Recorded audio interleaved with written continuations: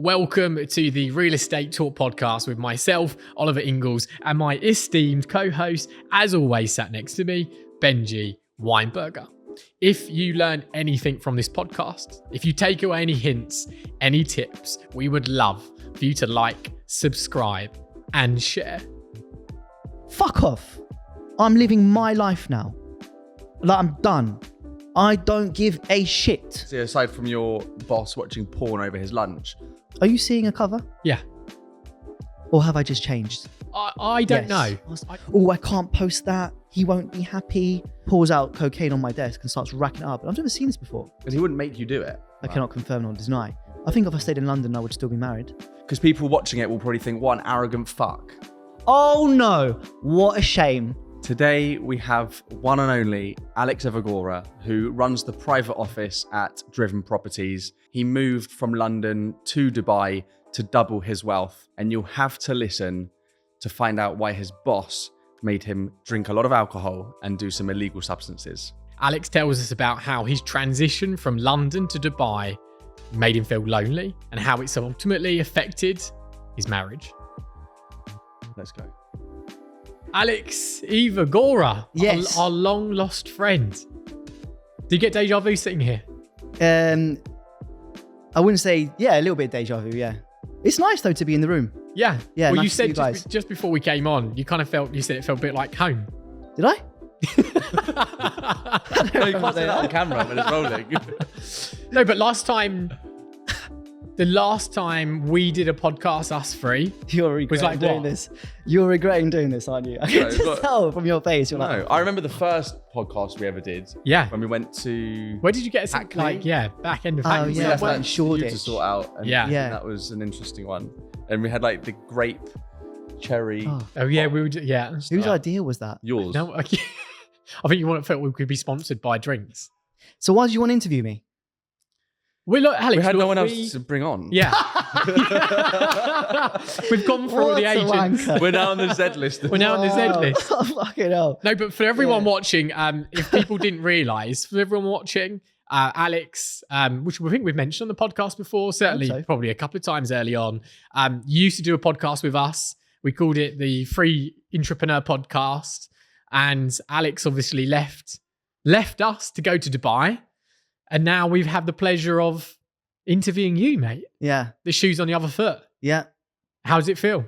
I didn't used to do a podcast with you. You used to do a podcast with me. And it was called The One Entrepreneur Plus Two, two guests. I love that. I love that. And the two guests. And the two guests. So, Al, what we do obviously with a lot of our podcasts is we like to delve back a little bit into the early stances of your career, where you started. So just for the first couple of minutes, give us a bit of an insight into where it started for you, how you got into the industry, and tell us the story. How I got into the industry. Just applied for a job, Ollie. Just sent my CV to a company called Edmund Cuden Booth Incorporating Bushels. That was the name of the company at the time. Now they're called Portico. And they said I was most suited to lettings in Camden. Yep. So I started there, was there for 18 months before moving to Sandford's. Then I went to CBRE, where I was for about 4 years in Covent Garden. And then I went to England Volkers, was head of lettings, and I had my own company. Then I joined Daniel. And now I'm head of the private office at Driven Properties in Dubai. Nice. Yeah. I mean, and how long was that career? So when did you start? How long ago? May 2014. May So, 2014. just So over 11 years. Just over 11 years now, Yeah. effectively. yeah. And what made you become an agent? What did you want to do?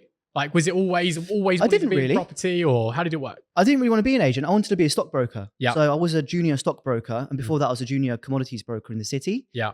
So I was like selling things. Yeah. Or it was pre-IPO placements when I was in the stockbroking company. Yeah. Over the telephone to people I'd never met before. So I learned sales. Yeah. And then I actually hated it. It wasn't a nice job at all. It was not as glamorous as it's made out to be on like The Wolf of Wall Street or all these films. Yeah. It was actually more like The Boiler Room if you've seen that film. And Give us a snippet of the day. Because you never talk into you always cut it off at this point, and you've like joked around that you were like selling whatever they were, like the pink slips or whatever they are, and you've always stopped with talking about what it was you did. And I know you didn't enjoy it, and that's why you left. It's like my manager was watching porn in the office whilst having his lunch on his desk. Like, it was a fucked up place. Wow. Yeah, lots of drugs. Not particularly during working hours. My boss was an alcoholic. He'd be in the pub downstairs. During Christmas, we'd go see him, have one, and then go back upstairs. It was weird. And it was like, it changed me. I don't know. Do you think you learned stuff from that you took into the next? Yeah, for sure. I learned there were amazing salespeople. Like, they could turn anyone. Yeah. So go on, tell us what you learned. What was the straight line method? Have you heard of the straight line method? Tell us, everyone. So it's like the person who you meet for the first time or speak to on the telephone, your lead or your buyer or your vendor is here, and you want to get them to here, right? Just you want to, and there is when you first speak or meet them. Here is like closed commission in your pocket. And it's about getting them from here, there, on this straight line without them veering off. That would otherwise not be a straight line. This is what Jordan Belford teaches, right? Ex-Wolf of Wall Street. So he actually used to go to brokerages in the city, some of which were friends of my bosses that we'd go for drinks with after work, like a guy called Adam. I don't know his surname. Adam something, tall guy, very well-dressed. He used to sell, I forgot now, something. And anyway, Jordan Belford went to his company to teach them. This was pre-Wolf of Wall Street film coming out. This was we just had the book. Yep. So I'm not glamorizing some, con artist, because he used to scam people, but he's obviously a very good salesperson. So if you just take that skill that he's got and he tries to pass it down to people, that's the method we kind of. So tell us more about it though. So this straight line method. Yeah. So when you see what a customer or client starting to veer onto a different track, how do you bring them back in to keep them on the straight? So you learn rebuttals. We had the script, which we couldn't really veer off from. And if you did, they'd shout at you or take away your chair. And they made you stand up. So you project your voice down the telephone. And we also had another sheet with rebuttals. So it was like, let me speak to my wife. And it was like, look, I completely understand you want to speak to your wife. I get that. Yeah. However, this stock is only going to be available for a certain amount of time. We've only got a certain amount of, availability. Yeah. So I'd kind of need to know like today. Yeah. I recommend you putting down a deposit or securing something and locking it in now rather than then speaking to your wife and then coming back to us tomorrow when it's then gone and you miss out on the opportunity. How would you feel if, today it's available, tomorrow it's not, and my other investors or clients have then made this much money? Oh, well, not very good. Okay, so do you see where I'm coming from in that you should maybe invest in something today, and your tone would go up? So you get them to agree with you and say, yes, I see where you're coming from. And so that was kind of what we did. And it wasn't great. Like, it's a really unethical way of selling, but I learned it. And then when I left, my parents said, I think you would do really well as an estate agent. They were trying to convince me for years. So I thought, you know what, fuck it, I'm going to give it a go. Applied for a job, got it. So I applied the sales skills I had to a sales job where it was backed by an asset I believed in, right? Property. Because I believe in property. Like, you can touch it. Stocks you cannot. So I did that, and from day one I was like off.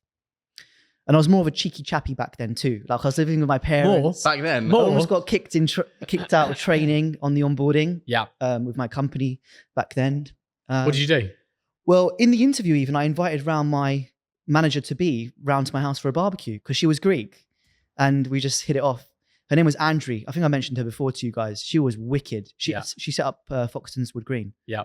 Yeah. Really cool lady. Love that. What didn't you like then about this, the boiler room scenario? I mean, what was it that thought, I can't do this any longer? They'd take away your chair. Yeah. Right? You didn't get your chair until like 11 a.m. Yeah.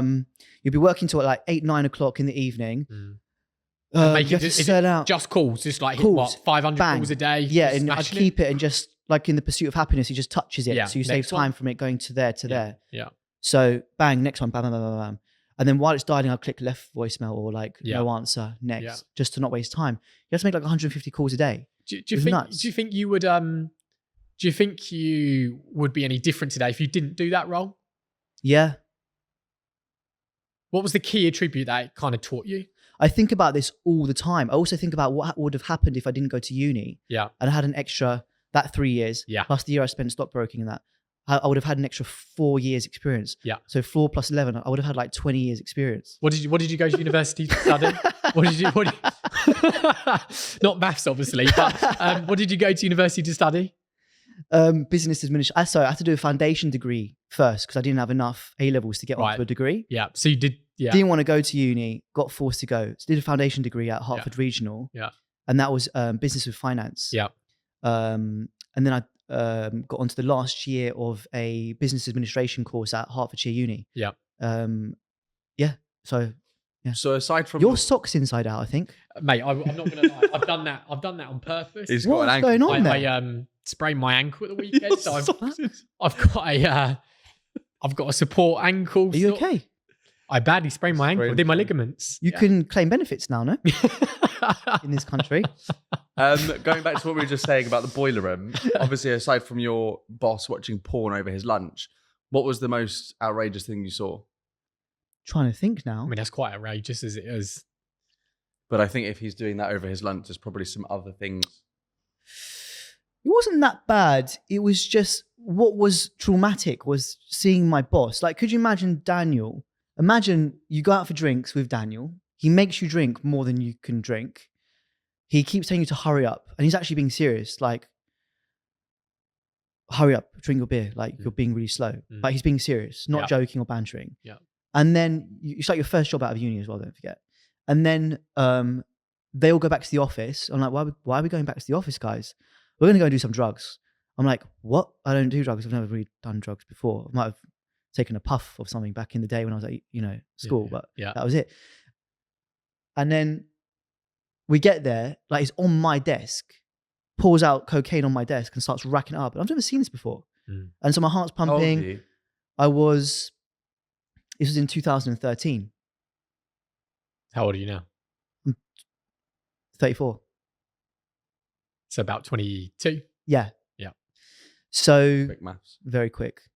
So yeah, that happened. Because he wouldn't make you do it. I Wow. cannot confirm nor deny, but it was a weird experience. Yeah.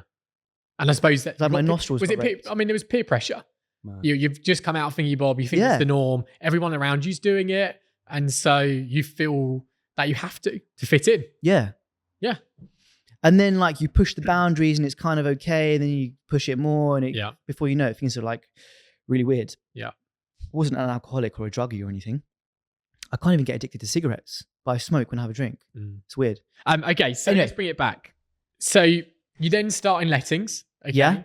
How was the transition, first of all, from the boiler room to Oh, great. lettings? They didn't know what fucking hit them. Because I came in. You were so used to getting in early, smashing out the calls. Yeah. And you're probably sat next to two sleepy negotiators. Oh my God, yeah. I bet. One joined me from training as well, Joe Phillips. Yeah.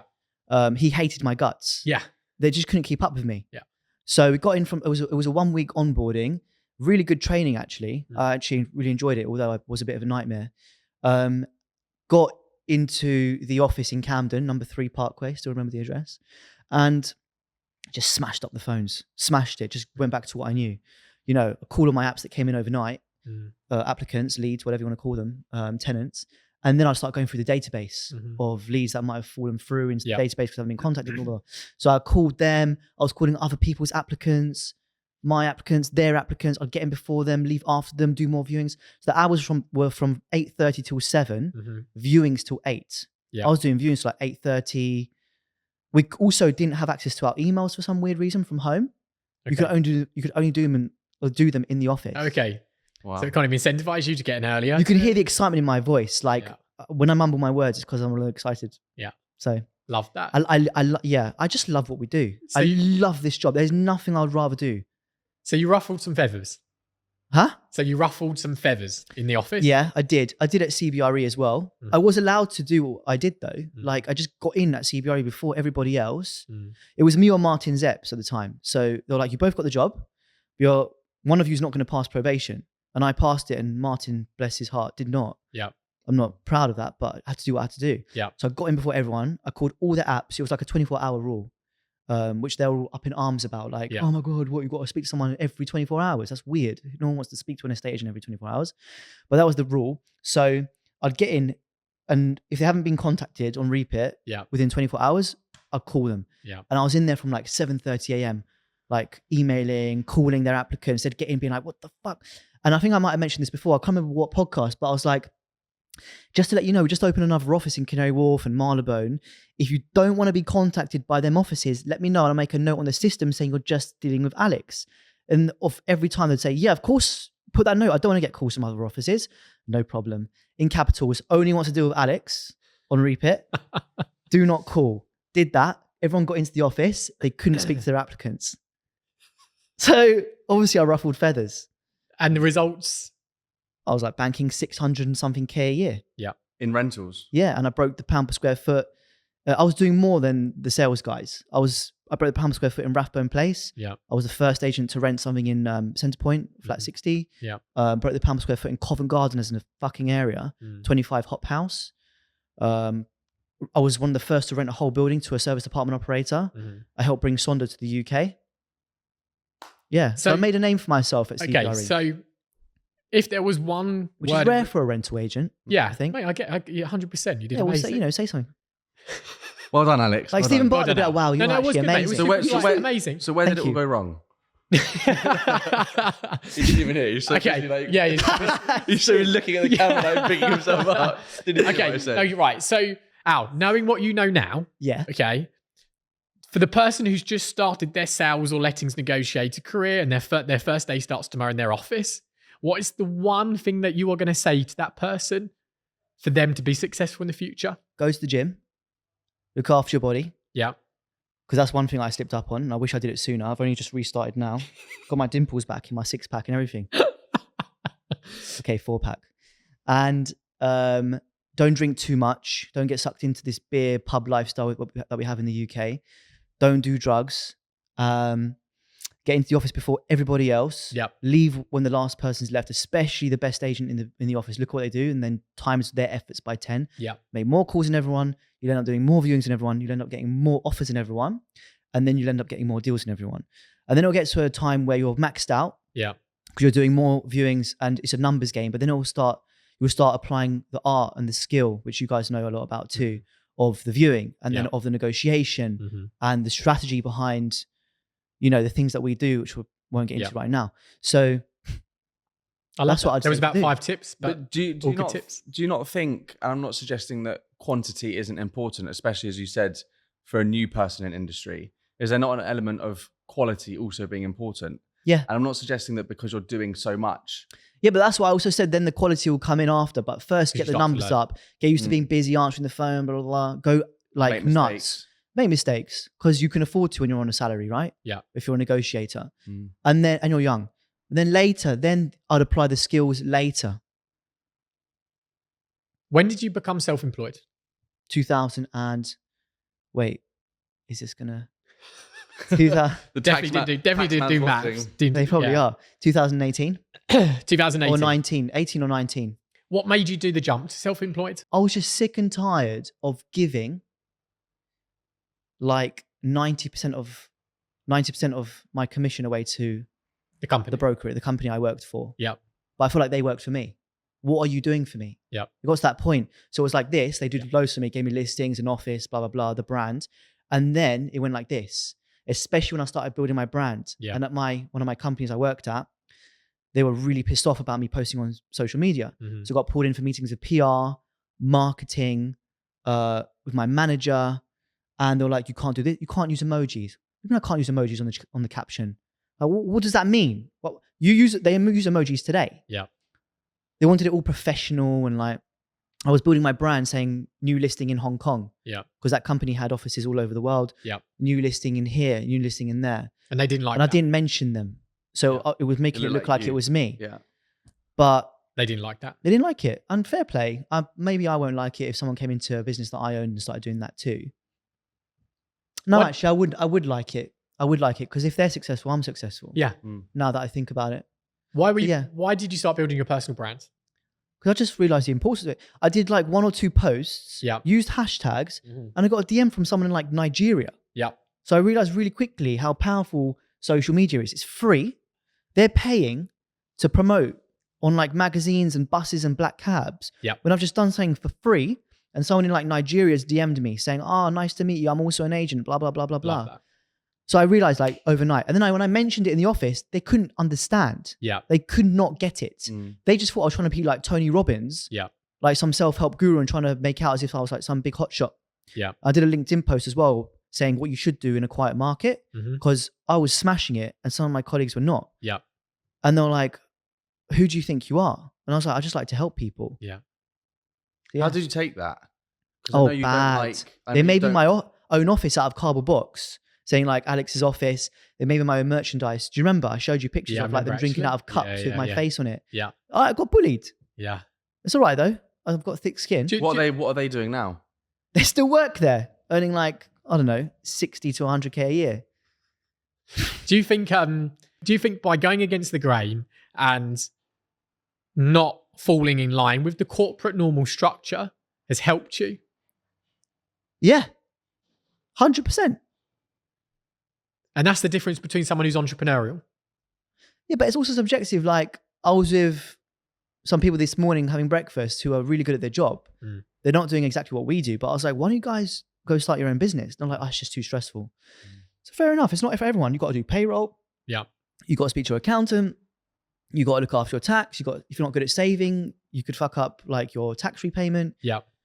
You know, you got to build your brand. You got to be a social media expert these days. There's loads to it. So fair enough. It's not for everyone. It's subjective. But for me, I am happier. Yeah. At the end of the day, we are going to die. I've got what, 30 years left in me? Maybe I'll be 64. Hopefully more. I want to be happy, man. I don't want to go to an office when I'm meant to be self-employed, but it feels like I'm employed and called and spoken to like a prick. Do you know what I mean? Fuck it. I want to go to the beach on the weekend, so I'm going to move to Dubai. And I don't want to pay tax for them to go and waste it on other countries. Where does DDRE come into this? What do you mean? Into the story? So you've been self-employed. How long were you self-employed for? I mean, I was with a brokerage called Keller Williams, Yep. who are an actual real brokerage because they just gave you the portals and an office if you needed it and some sort of support. And that was it. You know, you build your own brand there. Like they're in the business of helping agents build their own brand. So like, I think there's a guy called Toby Corbin there, but you never know he's at Keller Williams because he is Toby Corbin and he promotes Corbin Group. He could never do that at DDRE. You've got to like copy and paste on every Instagram post. DDRE is the best agency in the whole entire world. Hashtag DDRE Global, you know, and drive people to their page. That's not, in my eyes, brokerage. So anyway, I was at Keller Williams for 8 months, but I've been self-employed for longer than that. Yeah. And so where did meeting Daniel come into this? I met him when he interviewed me to work in the private office with him at Knight Frank. Yeah. So yeah. And then how did that go from there? Well, he wanted me. I did a nice Instagram post about this actually on one of our anniversaries. Yeah. Okay. And he said, I really want you. I see a bit of me in you. Yeah. But my bosses don't think you've got enough super prime experience. Yeah. Which is fair enough. I did not. Yeah. So he said, keep in touch. There might be something in the future we could do together. Mm-hmm. When he left, he reached out to me and said, I want to have a coffee. And I said, all right, cool. Let's go for a coffee. And he said, I want you to come work with me. This was in 2020. 220. COVID. Yeah. It was a week before my birthday, 7th of March, 2020. Which is... And then lockdown was like 13th, I think, or 15th of March, 2020. Week before COVID. Yeah. Then was COVID. And yeah. Then I was with Daniel. We were called Bauer Nook at the time. He had a business partner called Simon Dean. What was Did you know that? I did. Bauer Nook. Look on Company's House. That's what we were called. Bauer Nook. How do you spell that? BOWER space NOOK. It's got something to do with Israel or a Jewish word. No? Okay, so during COVID, what? Yeah, So we worked me, with Daniel. Simon, Things Daniel, have obviously locked down. his PA Sarah. Things have obviously locked down. So like no one's out there doing business. How do you survive then during that COVID part? We just outworked everyone. Yeah. So like my ex-colleagues and peers were playing PlayStation during lockdown or on, what was it called? Furlough. They were on furlough. Yeah. And we were just running around London on the phones, on the laptops, on Zoom like all day. Yeah. Just like we were in an office, but I was in the loft at my parents' house just working away. Yeah. With really shit internet and shit reception because where they lived was Africa. No, I'm joking. Hadley Wood had bad reception. Yeah. Yeah. Okay, so Don't know what did you learn the most from being at DDRE? Never to work or build someone else's brand ever again. But you're Never working again. for Driven. If I ever do anything else, but you're it'll be- working. Can I ask? Yeah, but I just got how does it work, divorced. though, because you're working. I've got for like Driven. a £30,000 lawyer bill to pay. I've got to pay 5 lawyers. Got one in Abu Dhabi, 2 at Goodman Ray. Yeah. someone else, and King's Counsel. And this is what? Because you're going for a divorce? Yeah. So I'm not in a position to right now. I'm sorry to hear But backtracking, we'll come on to that. But you I'll come on to you. we can bleep that one out. Don't ruin it. It's funny. You said this is your problem. You'd get so many more views if you judge yourself. Because off camera, you touch me all the time. You say things like that all the time. I mean, you said you don't want to build someone else's brand. yeah. Are you not doing that at Driven though? I know you're head of the private Yes and no. office. Yes and no. Look, I just got to Dubai. I think I'd be a bit arrogant to go and start my own business now. You can. Like, one of our mutual friends is making it happen. But he's more confident than me. And I haven't got the backing. I've got to go do it all by myself. And I've got ideas, but it's not the right time. It's not the right time for me now. I will. And what I do will be extremely different, but it's not the right time. Why did you leave to go to Dubai?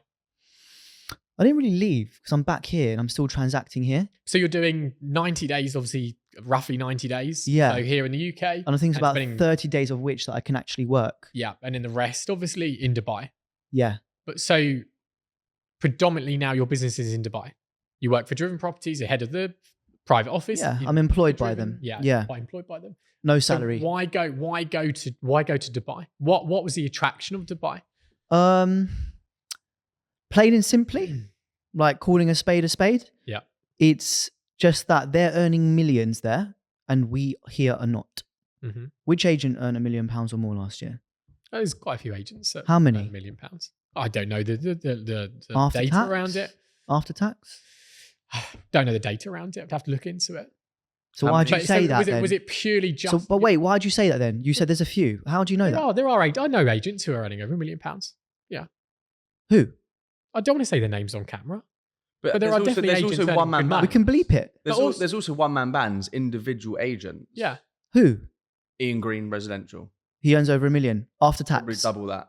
After tax. I would So imagine. that would mean he had to earn like £6 or £5 million. He earned, not revenue, How many in Dubai earn over $1 million? loads. Khadija. I'm talking about 6 million. Kianush Darban, my colleague, has billed 25 million dirhams this year. It's not even the end of the year. Today's what? July. Yeah, but can I look? 25 million dirhams. And his partner, he'd get like 90% commission. And what is the percentage of agents that do it for 6 months and then come back? I don't know. Losers. Super Who high. cares about them? Super high. Who cares? They're like And the was- Uber was the- drivers who try and become agents. Was the only reason you moved to Dubai because of the money? Or is that the only reason? Like, do you see your Why business- do you see get your dressed and business- go out and leave your kid and your see your missus at business there? home and go to work? Do Why? you see your business there long term? Do you see your life there long term? I don't know. I've got to do minimum 5 years because it's a 5-year rule, if you Yeah. know that. What's the 5-year rule? So you can't come back before 5 years. Yeah. When I say come back, I mean become a UK tax resident again. Okay. Before 5 years, I've got to pay tax on everything I've earned over the last Yeah. 5 So you got to stay there now. And you've been here a year now? 2 year and a half? 20 months since November years. 2023. So yeah, 2 years this November effectively. Yeah. Okay. So you have to be there for 5 years. What will happen if the market tanks? Can we just go back to that point though? I will come to that about the money thing. Like, don't look down. This is the thing. This is the difference with the UK and Dubai. And this is another reason why I've gone there and I like it. Mhm. Right? People are ashamed to admit in the UK that they go to work to make money and they want to make a shit ton of money. In Dubai, it's the opposite. Like, do you mean? what's the problem? I want to earn a shit ton of money. Why am I going to struggle through life? What do you mean Why? it's the opposite in Dubai? You're saying people don't go there to make the money. No, they do go there to make money. Then they're not ashamed to admit it. They talk about it. I want to make a shit ton of money. I want to make tax-free money because I'm sick and tired of working for 7 months of the year for King Charles to then give it to other countries to go and waste. Sick of it. Mhm. Why? So everything from after July to Christmas is my money if you're paying 70% tax, correct? Because you are. I get it. And that's what I'm sick and tired of. Yeah. I am sick of it. Yeah, look, mate, we don't And yes, if I go and make exactly what I earn in the UK, You'll double your money. I'll double my money. Mhm. If I go and make even if I keep transacting on my London deals and do nothing in Dubai, I am still making more money Mhm. than if I was here. And I get treated better. And for the people that go there with the view that this is going to happen to everybody, because I also know a lot of people who have been sold the dream. Okay. Yeah, they Many do sell it. people, They're most very good at people I know. marketing. Okay. Really good at marketing. And, you know, it's been sold the dream of, yeah, you can go and earn £1 million and you can drive down the road in your Ferrari and they And get no one calls you a there twat like they would here. Imagine you're driving by ultimately G-Wagon they turn here. up and then after 6 months or a lot of them before that Yeah.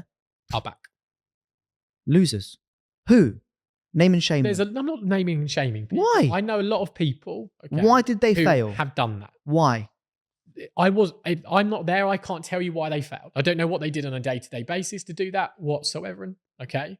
But I just think that it's not short-sighted, but if you don't see your long-term future there, okay, and you could be back here building a business full-time, making it stronger every single year, and you're going to be back in 3 years time from now after the 5 year, for example, is that not short-sighted?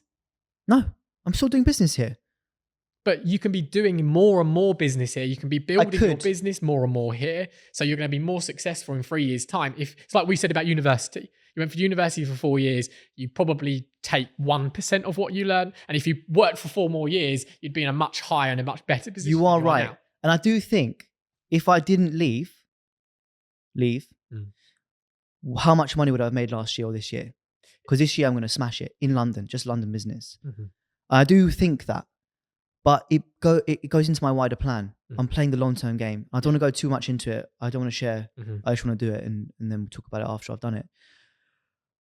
But just trust me in that it plays into my long-term vision and plan. Mm-hmm. But what I would say is try and take advantage as much as you can of being in London whilst I'm not here. Because when I'm back, you will cry.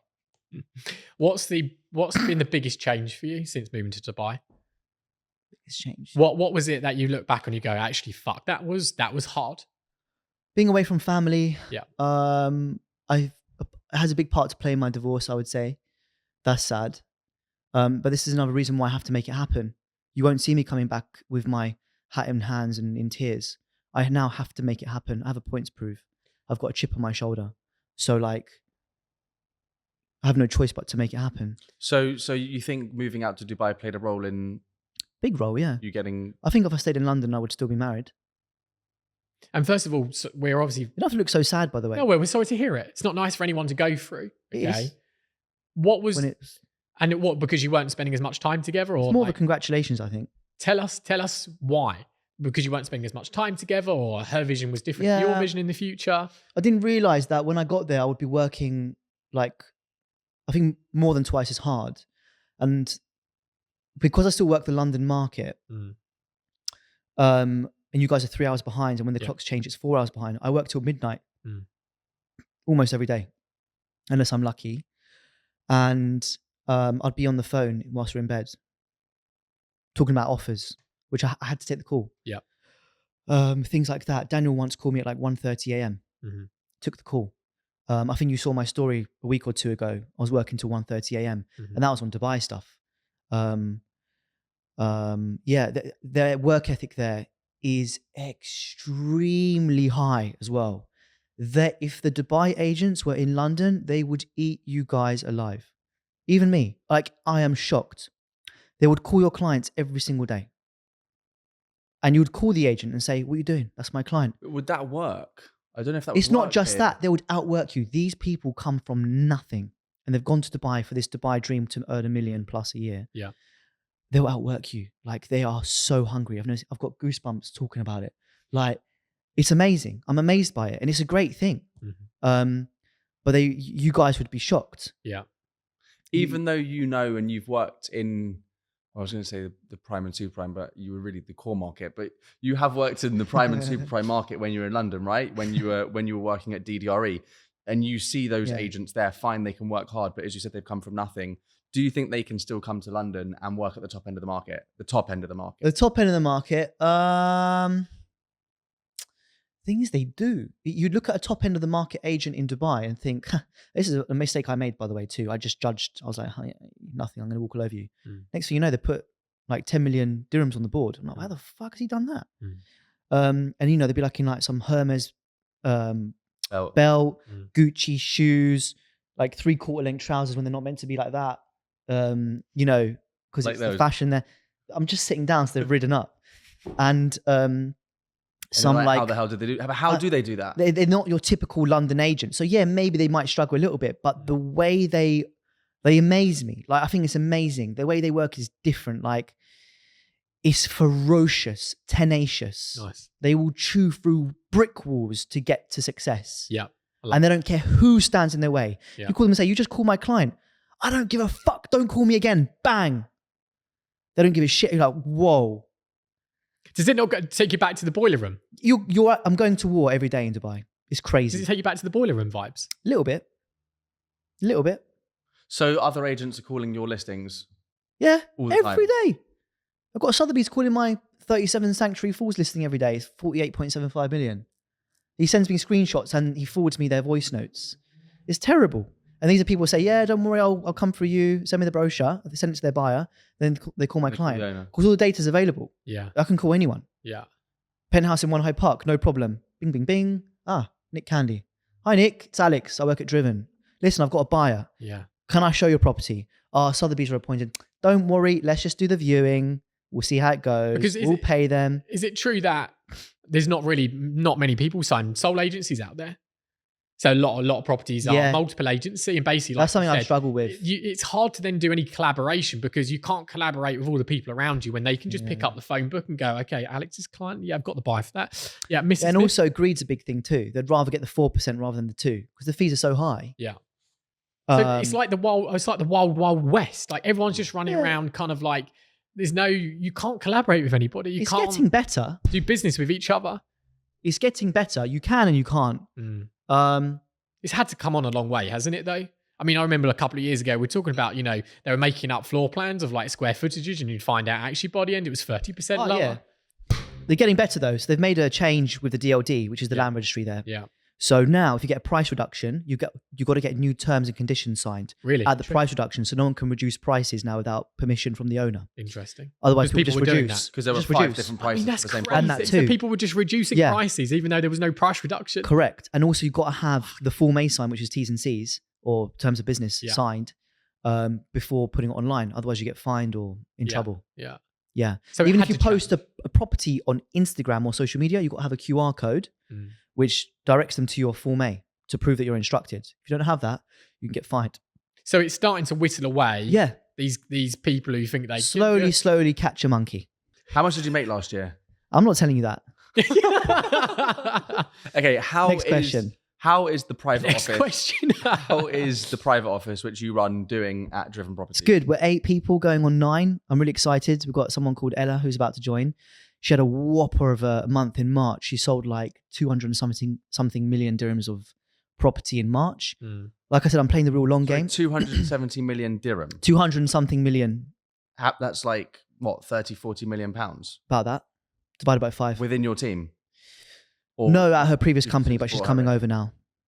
Al, can I ask a question? I know you love your friends, you love your family, you loved working around here. I did. Were you lonely? Have you been lonely? Yeah. Yeah, but I've got used to it and I have, it's turned from loneliness into something else. What do you mean? Well, like I just learned to deal with it. Like instead of being lonely, well, if I feel lonely, I'll pick up a book or I'll review my goals. Let's just check where I'm at. Or answer some emails or go to the gym. Okay, mate. Behind not the bravado of Alex, but behind the cover that we're seeing. Are you seeing a cover? Yeah. Or have I just changed? Have I become more me? Mate, no. Have I become more me? I don't know. I don't know. I feel like I have. I'm not sure, bro. I'm not sure. I have. I messaged you. I actually think that I did message you. I think that you're. I actually think that you're a bit lonely, and that's not a bad. Like I really do, bro. You're gonna come keep me company. What? Mate, I think it's true. Like So? I think. Look, I know. Like, All right, let's say I'm lonely. Let's say I am lonely. All the rest of the Let's stuff. say I am really lonely and Yeah. really depressed and really upset. I'm Yeah. divorced, single, Yeah. living in a 5-star hotel called the Kempinski in downtown with room service, get my bed made every day. To keep you happy. Does it really keep you happy? Am I lonely? Does it really keep you happy, all this? I'm not going to go on camera to talk about my I'm not lonely. And even if I am lonely, so what? I'm still going to go to work. I'm still going to go and make money. I'm still not going to pay tax. Well, 0% income tax in Dubai. I do pay VAT when I'm Is here. the number one goal in your life just to make money? No, What's your number one goal in life? to be free. From Explain that. free from what? Desire. I don't want to be a slave. I felt like a slave in the UK. Why do you feel that way? Like I couldn't grow. Yeah. I couldn't be myself. That's why I feel like I'm more myself Because of now. tax. Oh, I can't say that on this podcast. Oh, I can't post that. He won't be happy. Oh, I've got to be in for this time and go to that meeting. Fuck off. I'm living my life now. Like I'm done. I don't give a shit. Is there a balance to that though? Because I understand that, but sometimes the nature of our job and working for clients that we know are so highly demanding that we can't just do what we want to do sometimes. But there's a way to talk to clients and make them respect you so that they respect your time too. So if they give me an example firstly and I'll address it of what might happen, because also the listeners might not even know. You want to do you. You want to. Do you mean like if they call you at 11 p.m. and you've got to answer it? Is it something like that? No. What do you mean? No, just in general, you were saying that you want to just do exactly what you want to do and you want to work to your time frames. If I was a seller, No, if I was no. I didn't say I want to work to my time frames. I just want to be free. And that means I don't want to have to work. It's something I said on my first ever date with my ex-wife. I don't want to have to work. Have to work. I want to go to work because it's fun. I love doing deals. That's why I want to go to work. And to do that, I need to get myself into a position where, I don't know, for instance, my investments cover my outgoings. Mm-hmm. Now I don't have to go to work anymore. Because I know that if I don't make any money next month, that's fine. My outgoings are covered. My food's covered. This is covered. That's covered. What are you thinking? What am I thinking? You look stumped. What was I thinking then? I was thinking that's to me sounds short term, because yes, you said this month you can cover it, but what if they increase, which they will, absolutely they will, the personal income tax in Dubai? What if the market drops and your investments also Great, drop? then I'll start buying property. Okay. That's opportunity. When the market dropped in during COVID, like the S&P 500 and the stock market as a whole, I bought I went to Vanguard, opened up a stocks and shares ISA, and I bought up units within a index tracker fund for S&P 500. I bought Tesla shares. It's dropped 23% today. But I haven't got it anymore. I sold it at its peak. No, I'm joking. So, do you see what I mean? What's the future of Dubai? And not just the colourful element to it. Do you think people actually want to know that though? Yeah. Look, we're all here. Like, we want to be educated. Like, you're in Dubai. We're not in Dubai. We always want to be educated by the people around us. We want to know the truth. Okay. We want to know the truth, short term and long term. Not just it keeps going up and up and up and up and up and up. You're talking about property prices? Everything. Okay. We want to know what drives the market there, the type of people that are buying there, what your prediction is long term over the next 5 to 10 years. I'll talk to you from my experience, and I can only talk about my experience. That's right? what we want. From what you've seen and what I feel that's from what living we want. there. Yeah, that's the truth. Yeah. But what can I tell you? Honestly, just to cut a long and boring story short, I think this is just the beginning. Mm-hmm. I've taken. It's almost like I've invested, so you know when you play 21 or blackjack, and you like put your chip behind someone else's chip because they're doing well. Yeah. And you get a certain percentage or something of whatever they earn. Mm-hmm. I feel like that's what I have done with my strategic placement, should we call it, in Dubai. Mm-hmm. It's like I've taken a bet on Sheikh Mohammed bin Rashid Al Maktoum, the ruler of Dubai, the Sheikh of Dubai. I think he's extremely clever. I think he's a genius. I love what he's done and what he is doing. And he's old. I recognize that, just like Warren Buffett is, in case you own Berkshire Hathaway shares. And his son, I think, is extremely clever too. He's like groomed his son to take over the city. So I'm excited for the future. Yeah. And I think this is just the beginning. I'm being serious. I really think this is just the beginning. They've done this in about 60 years. I think shorter, actually. Yeah, I was going to say, it must have been Since like the Burj Al Arab was built. 30 years? About that. Maybe 2000 and something. Say, early 2000s. So maybe a bit less than that. I can't remember the exact date it was built. Yeah. Who cares? But like, this is just, I'm telling you, mark my words, just the beginning. And when you say just the beginning, in terms of what element? Infrastructure, buildings, convenience. And this is the thing I can't really articulate to listeners or anyone who hasn't been there before, but they have built or are building still utopia. Like they've got the loop that Elon Musk's building with them now, where you can go from one side of the city to the other underground. Yeah. Like, what the hell? It's like the tube in London, but with your car. Mm. Everything comes to you. Petrol. So imagine, I haven't got time to put petrol. I'm knackered on the way home from a meeting. It's like 10:30 p.m, 11. I'm dead. Been back to back since 8 a.m.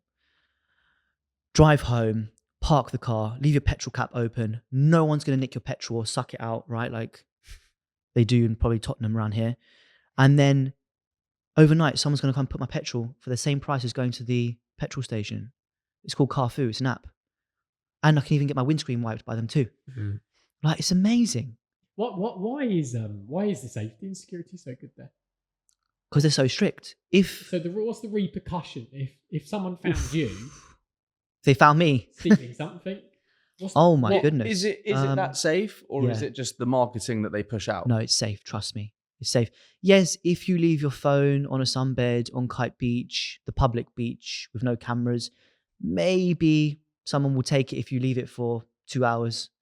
Maybe, I don't know. Yeah, but you can walk around as a woman late at night, 4 o'clock in the morning in the dark after a club, stumbling. No one will touch you. You can get into a cab without getting abducted. So it's an amazing life for women. If I ever had a daughter, please God, I would love for that daughter to grow up in Dubai. I think it's extremely safe and nice for a daughter. Yeah. I want them to become a bit streetwise, obviously. So I might send them to where you guys live to get a bit of, streetwiseness. But it is safe. It is safe. What's safe. the other trends of? It was voted safest city. Nothing will happen to you. Nothing. Where are you seeing the majority of people move from? Europe.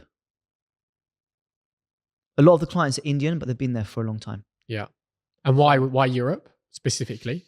I think it's on the decline, which is a real shame because it's so pretty and picturesque. And we do crave a bit of Europeness. Yeah. Which is why you see so many Middle Eastern people on Mount Street right now. Yeah. Because I'll admit it, I miss the architecture. Yeah. You feel the culture and the history in the walls. Yeah. You feel it. I don't get that when I go into Emirates Hills or Dubai Hills, right? And I'm standing in an MR-built villa in Dubai Hills. You don't feel it, although it is beautiful. I don't get the goosebumps I had here.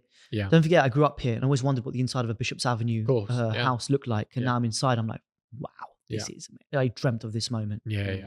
In Dubai, I don't have that, but it's fine. We still carry on. And what happens when it's too hot? It's too hot now. Yeah. I've actually now? 40 degrees? So as you can tell, I'm sunbathing in 40. I can sunbathe all day with tanning oil in 40 degree heat. I swear. In your budgies. And it's in my DNA. I'm from Cyprus. Yeah. So I did a DNA test too. I've also got Levant in me, bit of Levant in me. Yeah. And a bit of UAE. So part of me might actually be Emirati. Wow. I have to post that. Why did you say a bit of, and then you didn't say anything? Because Levant is also Israel. Did you know that? Okay. Yeah. And my dad's got a lot of Mizrahi Israeli in him. He came back the test. Huh. So we could be related. Came back we could be brothers. We could be. You look like me. I wish. Love that. Love that. Guys. Oh, yes. Well. Yeah, I am sweating. Oh, you wanted to ask us a question? Questions is asking me. You wanted to ask us a question? Yeah, I want to ask a question. What is happening in London right now? Yeah. Everyone's saying it's quiet, but I want to tell you what I've seen. Yeah. What's changed? Because don't think I've gone out and come back in, yeah? Yeah. It's like when you say, oh, have I got in better shape? But someone who hasn't seen you for a week says, oh, yeah, you have. But when you see it every day, you don't. Yeah. So what I've witnessed is that I was at Rasa and Jess's open house on, was it Mountain Row? Yes. Yeah. Last time I was here, last month, right? Yeah. And I've never seen an open house like it. It was about 3 hours. It went over the time it said it was meant to finish at. They had a coffee stand and There was people there who aren't even agents, networking, fair enough. You can do a networking event as an open house, but it was a breakfast open house. Mhm. And the agents were there from the start to the end and went over the time. Like, are you guys not busy? Because that never, ever would have happened before. You'd be like, okay, seen the house. Nice to see everyone. Here's my card. Yeah. Nice to see you again. Yeah. Oh, that's the girl I shagged. Bye. Gotta go. Got Love a viewing. that. Love but that. I didn't feel the energy from you guys. What's Yeah. happening? Like, are you believing the news or something?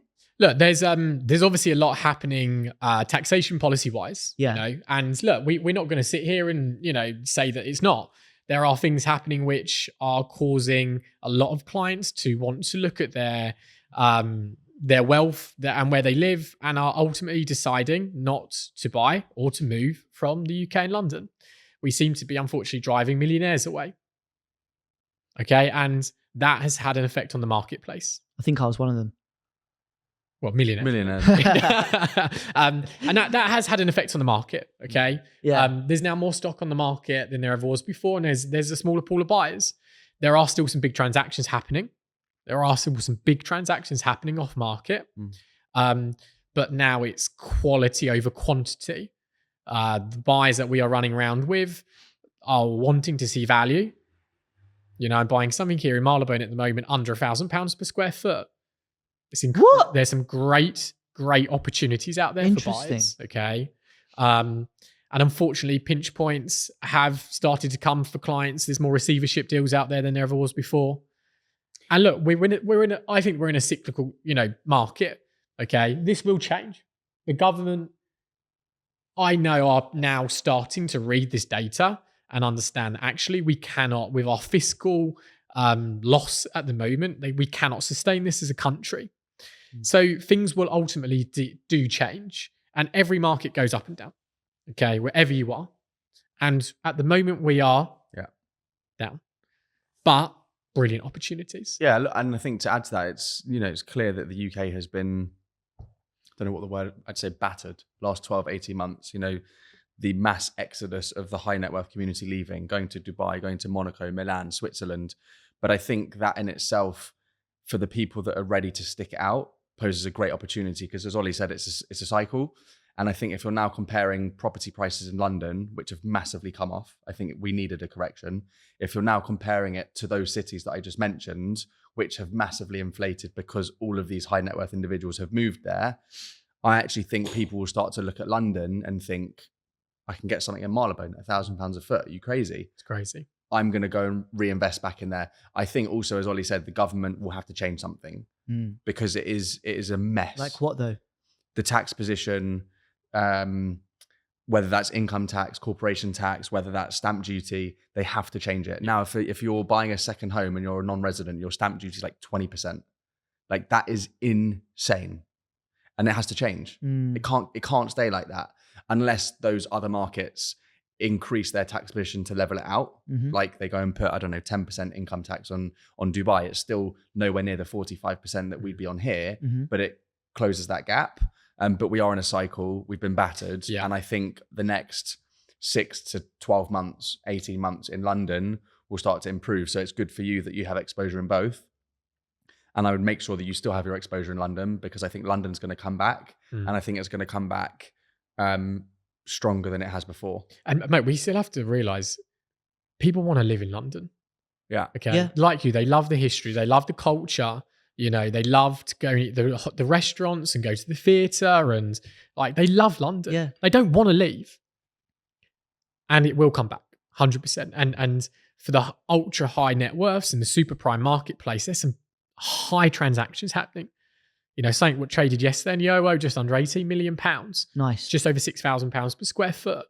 And I'm just buying for a client at the moment in a new development down the road, and he wants 5 to 10% of his portfolio in London real estate because it's still safe. It will still be a safe investment for the long-term future in bricks and mortar. Okay, we won't have a too volatile marketplace where the government decide to take away property like they are in Asia and certain other elements. So look, it's an interesting market to navigate. Yeah. That's nice way of putting it. It's an interesting market to navigate. Do you think it's not busy because the agents are mucking around on open houses, or do you think They're mucking around at open houses because Look, it's not busy. I actually think. Do you think they should be there, or do you think they should Yeah, be? they have to, mate. They have to be there. So, Yeah, but what, for 3.5 hours? look, mate, as an agent now, okay, in the high end of the marketplace, 75% of deals are done with a third party. Okay, so now more than ever, you have to collaborate with everybody in the marketplace. So Jess and Rasta have done a brilliant 3 hours where they've had, like you said, every agent under the sun has been there. Oh yeah, for sure. I'll do the same thing. They're currently. I'm not saying that they've done anything wrong, by the way, just to address They're currently that. negotiating, okay, on an offer on that property. Amazing. Via another agent who introduced it, who probably turned up to the agent. I know who it is. Okay, so there is. They viewed something I'm selling in Knightsbridge for 7.5 million. So there's reasons that these things are happening and they're working effectively. Yeah. And look, we're all self-employed. Like you know, we can work as hard as we want. I did the thing the other day. I was on the phone at 3 a.m. in the morning to my Middle Eastern client. We do what we do because we work freaking hard to make it happen. And that's why ultimately I'd hope that we are successful because we outwork our opposition. Yeah. And outsmart. Yeah. Do you think you'll ever move back to London? Yeah. It's my home. I was born and raised here. For shout. When do you think? Not sure. I also might live a little bit internationally. I might spend some more time in Cyprus as well. It's quite close to Dubai. But I love living in Dubai. I actually prefer doing business in London, by the way. Yeah. I find it so much more professional. And when people say they're going to do something, they actually do it. Yeah. It's full of fakers in Dubai. Yeah. Full of fakers. A lot of fakers. But yeah, I will eventually. I'll have, I've got my property here. I'll have a base here. So yeah, my dream is to have like a house in the country, pied-à-terre in the city, not the city, but the central London, and have a base in Dubai, place in Cyprus. Why are you laughing? Mate, I really do. Mate, in a nice way. I have no Yes, doubt that darling. this will happen. Yeah. Well, Okay. Me talking sincerely. I've got Okay. a flat in a 5-star hotel, right? In Dubai. I'm not taking the mickey. I own I 2.5 properties Yeah. in London. Yeah. And we've got a family home in Cyprus, which I can stay at for free. Yeah. So it's not unrealistic. You can buy something for 200,000 euros. It's not actually. Cyprus. It's not about that. I think as a person and as a businessman and someone who will make it happen, you will make it happen. It was a compliment. I can do it the next year. It was But a compliment. Why laugh? We give Mate, I'm not You laughing. I'm should be trying to give you a ambitious. fucking compliment. No, I'm not. You chuckled. It's a compliment. I Okay. know.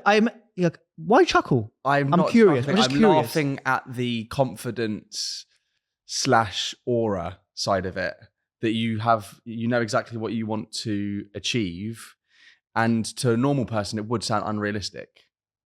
But I'm not suggesting that. That's not why I chuckled. But we're not. Because Brits, we don't talk about what our strengths and big ourselves up. You have Which no. is such a shame. Yeah, no, I know, and that's why I'm kind of, because people watching it will probably think, "What an arrogant fuck." Some Maybe. people think that. So? And, Oh no, I upset Thomas Pierre, who lives in fucking Essex, who thinks I'm arrogant. Oh no, what a shame. Shit, how am I going to get back to Dubai tomorrow and pay for my business class ticket? Oh no. Is he going to buy it for me? No. Do you see what I mean? Since leaving my ex-company and getting divorced, I just don't give a fuck anymore. Al, it's been a pleasure. The pleasure was all mine.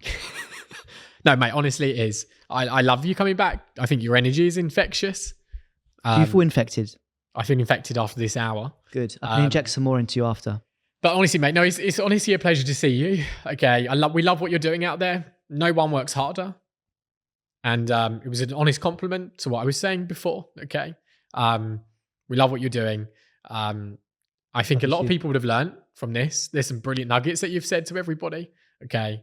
And we really appreciate you being here on your busy schedule when you're in London for 3 or 4 days. Yeah. So thank you very much for Thank coming. you. Thanks for having me. Absolute pleasure. Benj, anything? Right. Any last words? There's so much to take in, and no last words. I love this aura that you are showing at the moment, which I think is quite refreshing. Some call me Rita Ora. And for the people watching, where do they find Alex Evagora? At Alex_Evagora on Instagram. Yeah. Or in a 5-star luxury hotel. Or OnlyFans at Alex Evagora. Or Grindr at Alex Evagora. Love so that. Alex. Love that. Al, thanks for coming, mate. We appreciate Thank it. you. Let's go get some lunch. Let's bring your wallet.